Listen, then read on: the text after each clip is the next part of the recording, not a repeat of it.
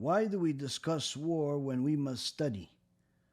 Well, if you actually studied, you would know that one of the names for the Torah is the Book of Wars, the Wars of God.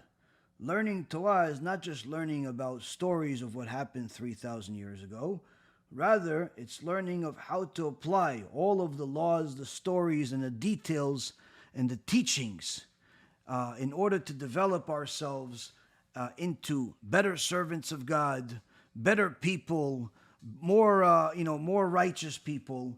And part of righteousness is to know what evil is and hate it, what good is and love it, what to fix and fix it, what to reject and reject it.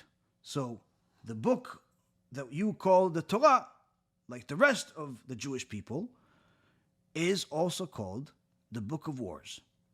So we talk about war because every single page in the Torah is telling you the lessons of war of some kind. Sometimes that war is the war that is, happening between people, fighting over all types of different ideas, ideologies, control, power, money, and so on.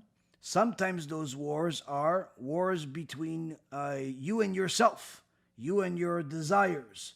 All of us have different addictions to desires, to enjoy things that are forbidden.